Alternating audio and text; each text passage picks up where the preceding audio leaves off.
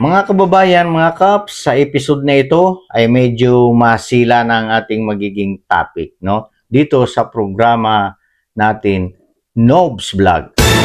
So before tayo magpatuloy mga guys, paki-like, share ang ating channel, no? Doon sa mga dati nating mga viewers na doon sa mga bago pa lang. Siyempre, ito po ang Nobs Vlog. Paki-subscribe po para ma-update din kayo sa iba pa nating mga video. So ito guys, no, pahapiwan muna natin itong balita sa panahon natin ngayon. Mag-weather forecast update muna tayo. So ito po yung balita. Ngayon lang, no, madaling araw nagsimula, no, ang pag-cover ng balitang ito diyan sa Pag-asa. Ng umaga po sa inyong lahat at narito na yung ating 5 a.m. update na sa ating binabantayang bagyo na si Bagyong Uwan na may international name na Fungwong at live po tayo ngayon mula rito sa Pag-asa Weather Forecasting Center. So as of 4 a.m. ang huling lokasyon na itong bagyong si Uwan ay huling namataan yung sentro ng mata ng bagyong Uwan na sa 195 kilometers silangan sa lalawigan ng Virac sa Catanduanes. Kung makikita po ninyo, no, halos kitang-kita na yung mata ng bagyong si Uwan. Pinapakita nito na napakalakas po nitong bagyong ating minomonitor. At palapit na ito sa may bahagi ng Catanduanes. Hindi natin inaalis yung posibilidad na maaari itong mag-landfall. Kapag sinabi po nating landfall, yung sentro ng mata ng bagyo ay tatama sa kalupaan. Ang kanyang lakas ngayon sa 175 kilometers per hour malapit sa gitna at pagbugso na nasa 215 kilometers per hour. So mahigit 10 kilometro na lamang po or mahigit 10 kilometers per hour na lamang ay maaari nang maabot ng bagyong Uwan ang super typhoon category at nakikita natin na posible po itong mangyari ngayong umaga. Ang kanyang pagkilos ay medyo mabilis po, no, pakanluran, hilagang kanluran sa bilis naman na 35 kilometers per hour. At makikita nyo, patuloy nyo pong makikita na malawak yung sakop ng bagyong Uwan at maapektuhan nga niya ang malaking bahagi ng ating bansa, lalong-lalo na yung Luzon at Visayas. Base rin sa mga monitoring po natin sa iba't ibang istasyon ng Pag-asa, nakakaranas na po ng mga pag-ulan, lalo na itong bahagi ng Eastern Visayas at Bicol Region. Marami na po tayong itinaas ng mga heavy rainfall warning sa mga nabanggit na rehiyon. Narito yung ating latest na track sa bagyong Uwan at makikita po natin, at ito po sana yung gusto kong bigyan ng diin, 2 a.m. ay nandito po ito po yung kasalukuyang lokasyon ng bagyong Uwan at makikita po nyo in 24 hours dadaanan niya itong kalupaan ng Luzon. By tomorrow po ng madaling araw ay nasa West Philippine Sea na yung bagyong Uwan. Ibig sabihin po nito, ito yung panahon na pinakamararanasan natin yung mga malalakas na ulan at malalakas na hangin na maaring magdulot ng mga pagbaha, mga pagguho ng lupa, partikular na dun sa mga mabababang lugar at sa mga lugar po na very steep slope. Nakikita po natin base sa track na posible pong lumapit, partikular na sa may bahagi ng Catanduanes, itong bagyong si Uwan. Kagaya nung binanggit ko kanina, posible itong tumama sa kalupaan ng Catanduanes. Hindi na po natin inaalis yung posibilidad na yun at maaari po itong lumakas bilang isang super typhoon ngayong umaga. So either strong typhoon po siya o super typhoon. At makikita rin natin na mamayang gabi, inaasahan na po natin natatama naman sa kalupaan either Aurora po or sa may southern part ng Isabela yung bagyo at babaybayin niya po itong northern or central Luzon bago tuluyang lumabas ng patungo po sa may West Philippine Sea bukas ng madaling araw. Inuulit ko po, no, pinakamararanasan yung malalakas na mga ulan at malalakas na hangin na dulot ng bagyong Uwan simula po ngayong araw ng Linggo hanggang bukas, lalo na po bukas ng umaga ng Lunes. Posible naman itong lumabas ng Philippine Area of Responsibility araw po ng Martes. Okay, tuloy tayo dito sa ating topic mga guys. Sabi ko nga medyo masilan ito no? Kasi nga mga kababayan at mga cops, may nasagap akong balita, no, na kumakalat dito sa social media na ang rally kuno ng Iglesia ni Cristo na ito sa November 16, 17, 18 ay abot ito sa puntong magkodeta. Oh no! Walastik, no? Matinding issue na naman ito, mga guys, mga caps. Maring isa naman itong parang pagmamanipula, no? Paninira para ma-discourage yung taong bayan dito sa aktibidad ng Iglesia ni Cristo. Pero alam naman natin, no, mga guys, mga caps, na hindi po iyan ang layunin ng Iglesia ni Cristo. So ito, pakinggan natin muna itong maikling video lang na i-play natin dito. Sabi na kasado na ang 3 araw na rally na inoorganisa ng Iglesia ni Cristo sa Luneta at EDSA sa November 16 to 18. Kasama nila dito ang PUJC ni Kibuloy at GIL ni Brother Eddie. ang magiging panawagan daw nila ay accountability. Obviously, daw iba daw ang kanilang agenda. Kaya 3 days daw yan dahil susunod-sunod nila yung template ng regime change ng EDSA 1 saka EDSA 2. Sa bagay nga, 1986, 3 araw na rally. Nasipa na kagad si Marcos Sr. Tapos EDSA 2, 3 araw din rally, nasipa na kagad si Erap Estrada. So, several days of massive rallies followed by a withdrawal of support by the military. Yun daw ang kwento nila. So, sama lamang, meron na rin pong kinausap na active generals. Ito ngayon ang magiging basihan sa bagong panawagan sa November 16 to 18 rally na patalsikin si BBM at iparit si Sara. So ayan mga guys, kayo po ang magbigay ng opinion, reaction dyan sa ating comment section. Kasi alam nga natin mga kababayan, mga kaps, na lahat ng Iglesia ni Cristo ay hindi gusto, no? Ayaw ng kaguluhan. At ang nais lamang ay kapayapaan. At kaya nga may rallying ginagawa ay para sa ikapapayapa at ikauunlad ng ating pamumuhay, no? At gayon din ikakapayapa ng ating bayan, ng bawat sambayan ng Pilipino. At sa gayon, ang Iglesia ni Cristo ay makapagpatuloy din sa payapa at malayang pagsamba at paglilingkod sa Panginoong Diyos. Kasi nga, kung masadlak sa pagkakagulo ang ating bansa at apektado ang lahat ng mamamayan, ay gayon din, siyempre, ang Iglesia ay naapektuhan din. At maaaring yan ang magiging dahilan para mawala yung ginagawang malayang pagsamba at paglilingkod ng ating mga kababayang Iglesia ni Cristo sa Panginoong Diyos. Kaya yan ang bagay na alam nating hindi papayagan ng Iglesia ni Cristo na mangyari. So, ito po kasi ngayon ang problema natin. Ayon sa pagmamasid ng Iglesia ni Cristo, no? Ito opinion ko lang ha. Kasi nga nung nakaraan, 'di ba, nagpahayag, no, may pronouncement ang Iglesia ni Cristo sa TV network na sila ay nagmamasid lamang sa mga pangyayari at ang gusto nila ay transparency sa mga ginagawang investigasyon para maiwasan yung haka-haka na may mga pinagtatakpan. So, ito ngayon ang problema natin. Ayon sa pagmamasid ng Iglesia ni Cristo, ay nakitang nagkaroon ng pagsimula ng kaguluhan diyan mismo sa ating gobyerno, sa ating pamahalaan. Dahil sa nakitang maling sistema, no? At maruming style ng pamumulitika. Nakita na ang diwa ng mga namumuno sa atin, no? Diyan sa gobyerno ay punong-puno ng inggit, no? At may bahid ng politika.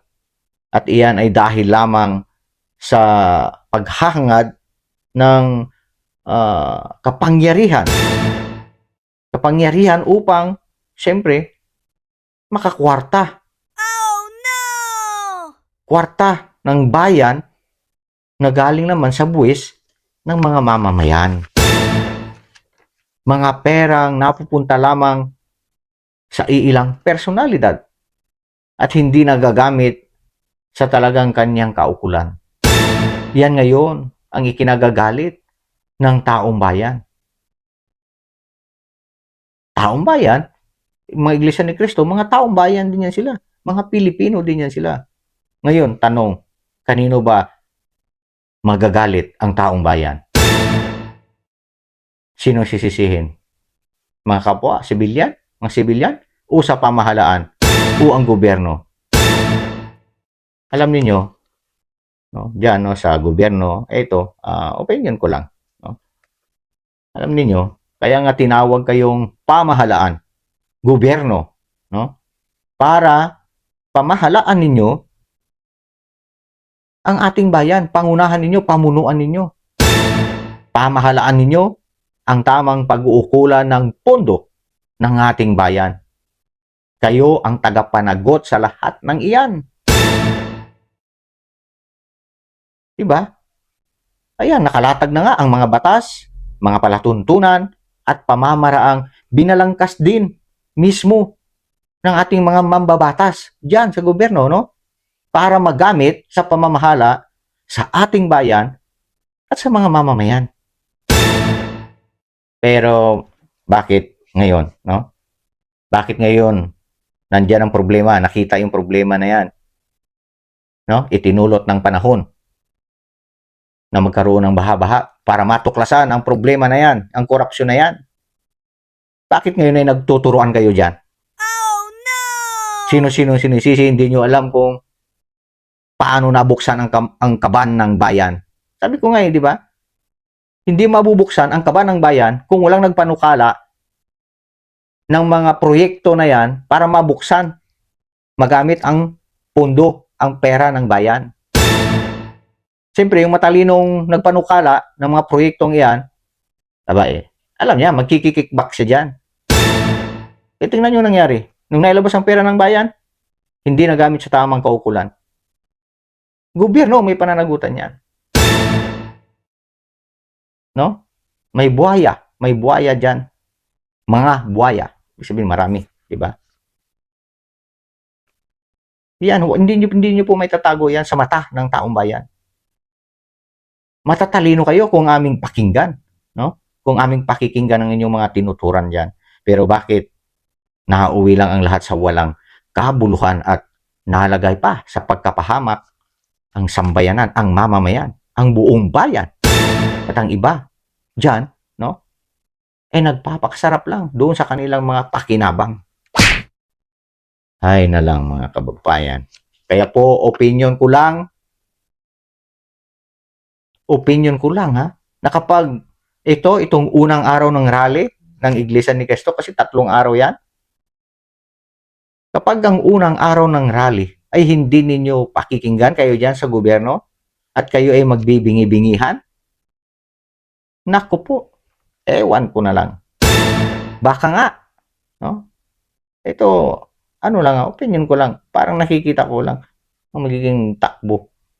Hindi ko sinasabing ito ang layunin, pero baka nga umabot, no? Umabot nga sa ating kinatatakutan na ang mga susunod na mga nalalabing araw ng rally ay matutuloy nga dyan sa sinasabi ninyong kodita, no? Magkodita ang taong bayan. Oh no! Kaya po, dyan sa mga taga-gobyerno, no? Maging maliksi po kayo, no? Huwag yung ang gagawin niyo dyan kukontrahin pa, gagawin pa ng paraan na lalong ikagagalit at ikasasama ng taong bayan. Maghunos dili kayo. No? Yan ay opinion ko lang. Alalahanin ninyo na hindi lang mga iglesia ni Cristo ang nasa lansangan sa mga araw na yan, ang magrarally sa mga araw na yan. 2 dako ito di ba? Ang diyan sa Luneta, mga iglesia ni Cristo, yun ang nakunan nila ng permit. Yung doon pala sa may EDSA, no? Ay ibang grupo pala yun. Kasi hindi doon gagawin ng Iglesia ni Cristo yung rally sa EDSA para hindi makapinsala, hindi makaabala sa taong bayan. Kita nyo, rally lang nagagawin ha. Gagastusan pa ng Iglesia ni Cristo yan sa sakripisyo nila. Pero ang inaalala pa rin dyan, yung taong bayan, kapakanan ng taong bayan. Diba? So, nakita natin, kodita ba ang gagawin ng taong bayan, ng Iglesia ni Cristo? Hindi. Payapang rally ang gusto lang gagawin. Iparating sa gobyerno ang hinaing. Pero nga, ito nga sinasabi ko, dito sa unang araw pa lang, at hindi ninyo pakikinggan, walang mangyayari, mauuli sa wala lang, at kayo magbibingi-bingihan dyan, naku po. Hindi maabot ng inyong isipan at unawa kung ano po, no, ang mangyayari. Ibang klase po itong Iglesia ni Cristo, no? May gabay at patnubay po ito. Una ng pamamahala ng iglesia.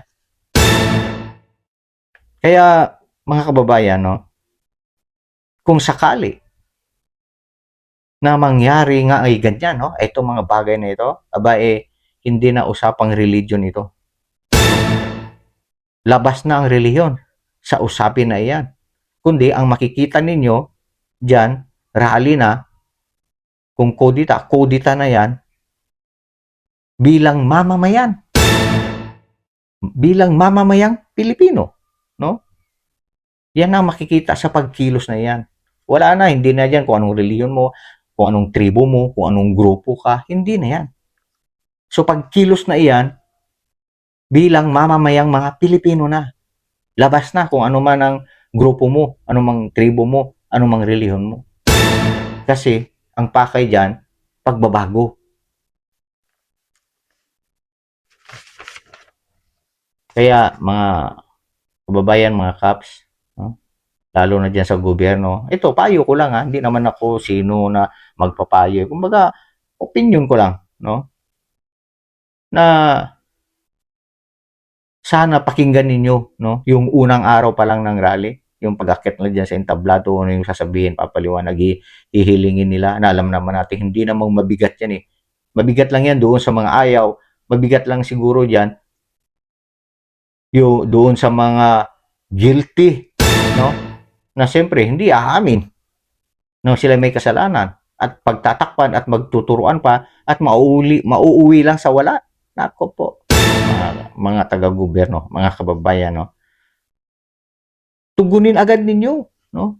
Kung ano yung mensahe, no? Pakinggan niyo at tugunin kaagad ninyo kung ano yung mensaheng nais ipaabot ng taong bayan sa pamahalaan, sa inyo diyan ng mga taga-gobyerno. At kung sino yung mga tinutukoy diyan, no? Sabi ko nga kung kailangang alisin, pababain, patalsikin ang mga tiwali na namiminuno diyan, ay gawin na ninyo, no? Bago mangyari itong sinasabing kinakatakutan ninyong kudita. No? Pero alam natin, hindi yan ang pinakalayunin ng Iglesia ni Cristo. Ang rallying yan para nga sa kapayapaan. Okay? So huwag kalimutan, mag-like, mag-subscribe sa ating channel, Nobs Vlog. Maraming salamat po. At harinawa inyong naunawaan itong ating mensahe para sa lahat ng mga mamamayan at sa ating pamahalaan.